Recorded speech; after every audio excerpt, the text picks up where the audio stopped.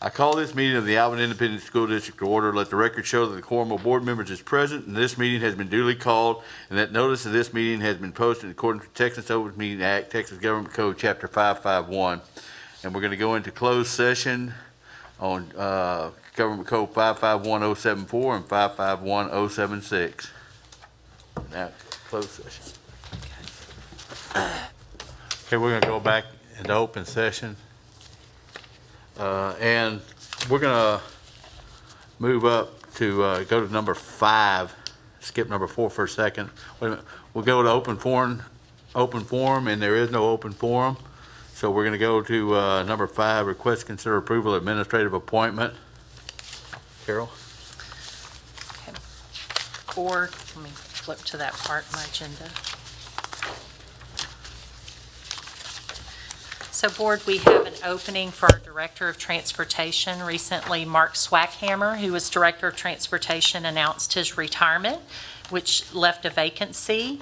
And we posted the position, and we have Mr. Greg Bingham, who we're recommending to you. Greg is currently our principal at Fairview Junior High, where he also served as an assistant principal and previously served as the teacher coach for Alvin ISD.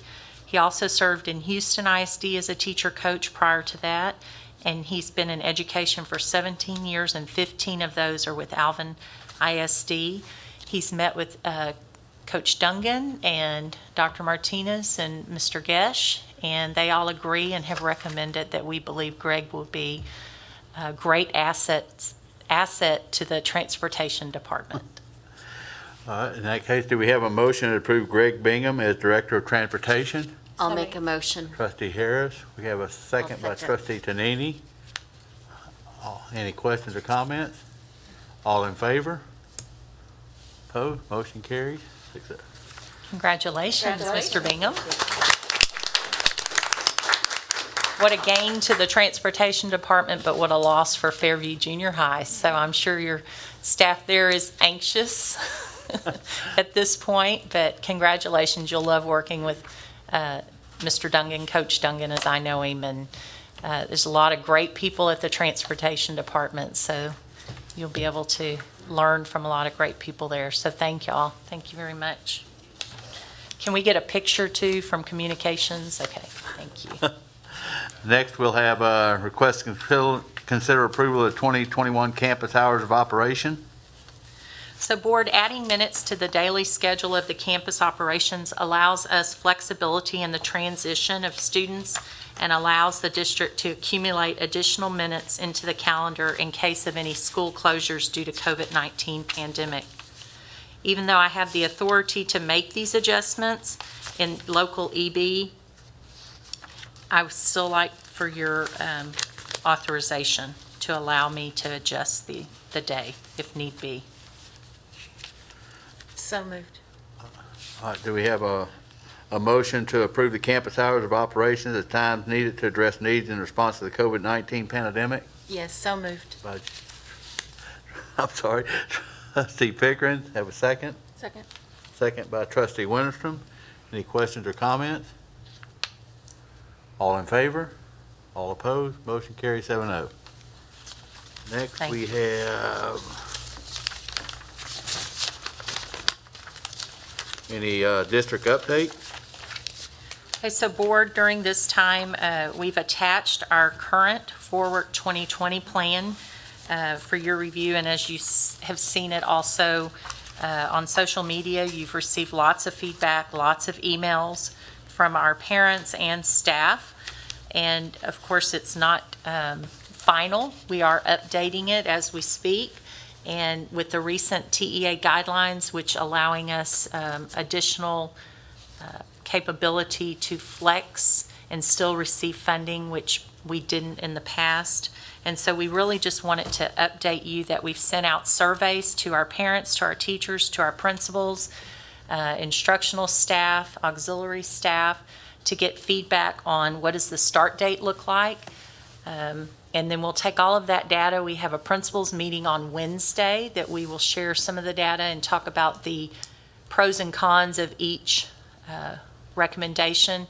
So we currently have us starting on August the 12th, which I do not anticipate that will still be our start date, but I can't speak in finality that is. But with the additional options now, we also have a meeting with our county judge and health department tomorrow, which will give us feedback on the status of Brazoria County and the COVID cases and where we are, and wait for feedback from our judge and our county health officials on any recommendations, and then I'll take all that to the principals on Wednesday. Today we meet with the commissioner, Region 4 superintendent, so we'll get more feedback from TEA as well today. So I'd like to hear from you if you have any questions, concerns, or anything that we should consider going into our meeting with principals on Wednesday. If anyone has any. Have any questions, concerns? Well, we discussed this, but I like the idea that you're looking to make sure our teachers feel comfortable with the safety protocols and the training they need to be truly ready when we open.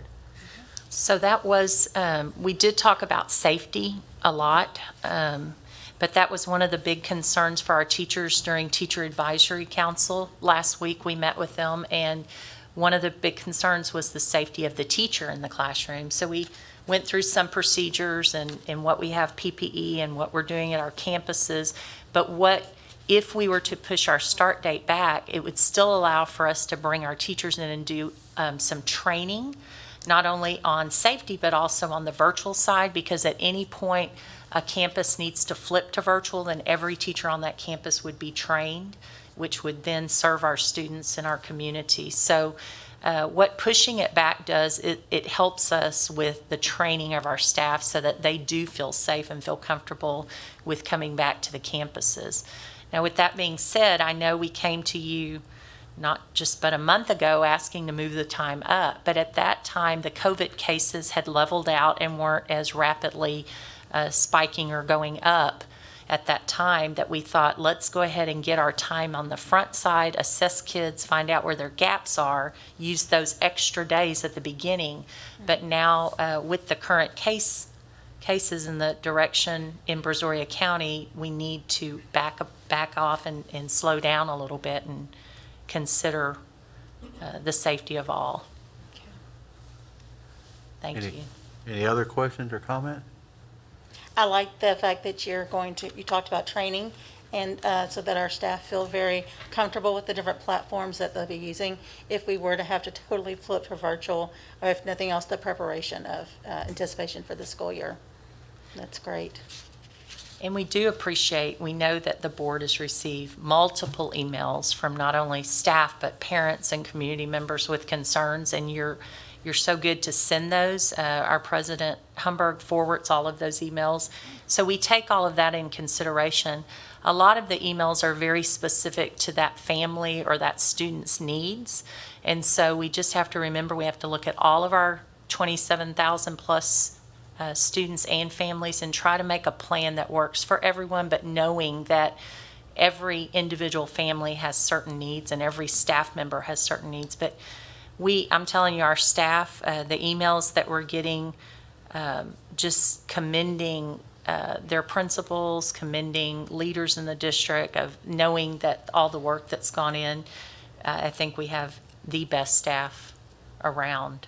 And I know that there is a lot of anxiety and concern, and we definitely acknowledge that. And so I think the training, Trustee Harris, is a key point there.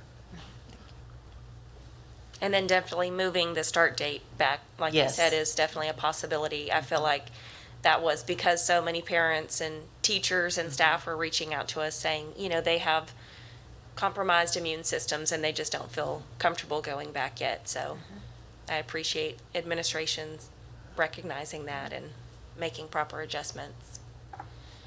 But Carol, I have a question. So the start date for teachers is not changing, correct? Well, so with the current calendar, when we moved the start date up to August the 12th, we did move up the start date for returning teachers. Our new teachers, our new hires have always started a few days earlier because there's other trainings that they get prior to joining our team. So we did shift that up. What we would do was shift that back to August the 10th, which was the day originally that all staff would return.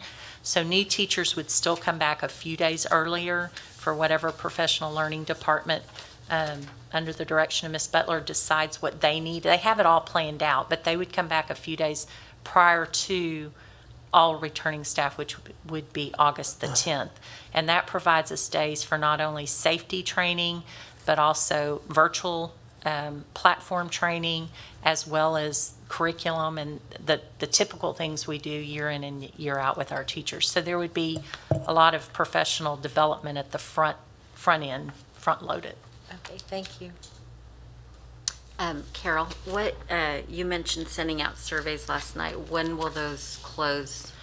So initially, we had them closing at noon on Tuesday because we felt like we wanted to get the data, review it, and then take it to principals on Wednesday with what kind of the different groups had thought of, because we really only, it's a short survey. It's 2 questions, start date, and then, gosh, I drew a blank.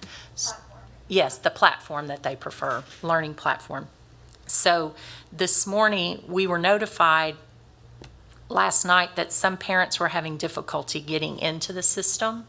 And so when they went back and looked at it, our communications department realized that since it was a Google survey, if you didn't have a Gmail account, you couldn't access it. So they had to open it up. But then what we determined this morning was we had users who were taking the survey multiple times. So if Trustee Humberg wanted to take it 10 times, he could. It wouldn't, not that you did, but. Girl. Always. But, so what I asked for our communications department to do was to go back and just pull that survey down, because the data's not valid, because we did have multiple people taking it multiple times. So then we contacted our Mr. Shaw and Peam's department, and they have the ability to send it out through Skyward, which then identifies just the emails that are associated with the students' parents' accounts that way. And so it's a more controlled survey to get more relevant data. Okay.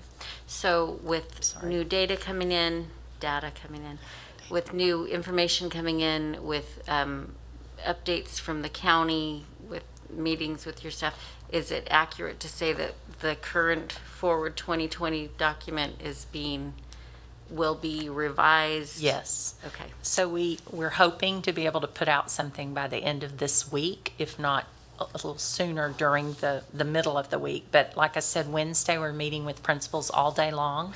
So it will take some time to then get feedback from them face to face and then be able to make adjustments. But yes, it will be updated.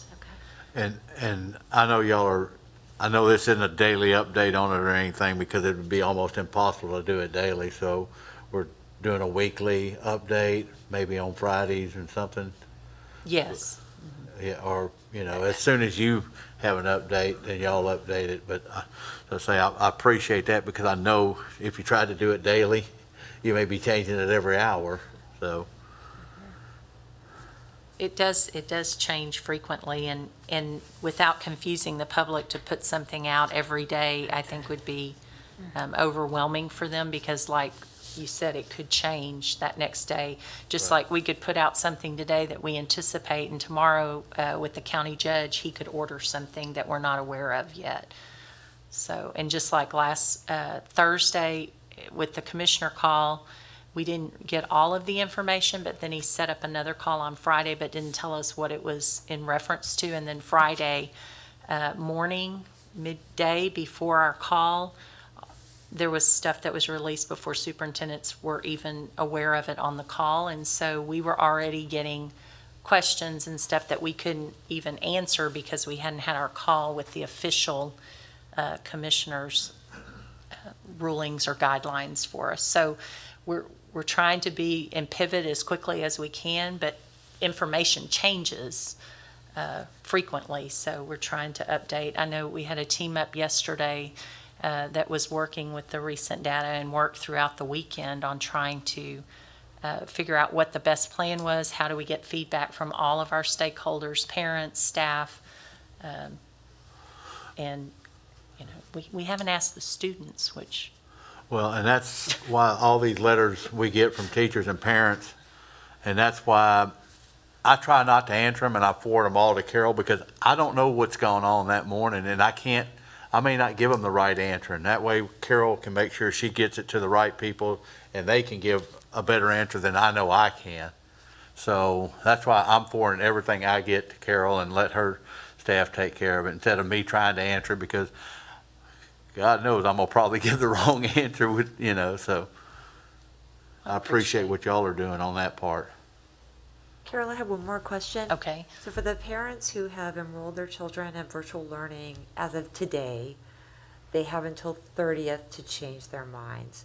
Can we give some reassurance to those parents that as we're changing things, that deadline might be moving as well so they can have a little comfort with that? So I anticipate if the start date were to be pushed back, we know it's not going to be moved up, is that we would then extend that final date for them to let us know.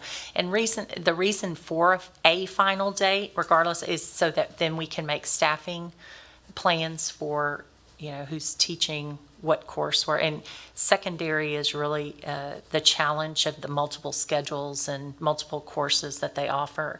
And Alvin ISD does a great job in offering so many unique programs that other districts perhaps don't. And so trying to figure out, I know Dr. Martinez worked a lot with secondary junior high principals and how to make the MAP offering more open to our virtual learners or our AVL learners.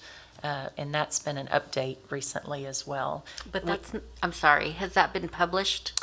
I'm not certain that it's been put out yet. I Okay. know that he's contacted, if someone emailed, he's personally called them and explained to them that it will be available for them. So we're trying to meet the needs of all with, the resources that we have. It's just difficult for our staff to be able to, what we know teachers are are anxious right now and under a lot of stress. Learning platforms, which one will they be teaching?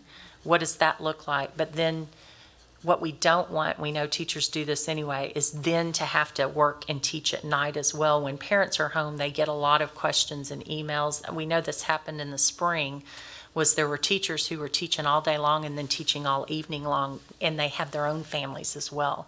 So we have to put some structure in place for these are the school hours, this is when. Now that's not to say a parent can't email a teacher and they're going to respond, but we can't expect our teachers to teach all day and then teach all evening. And that's what it would require in order to offer everything that we currently offer. Any other questions or comments? In that case, I make a motion to adjourn.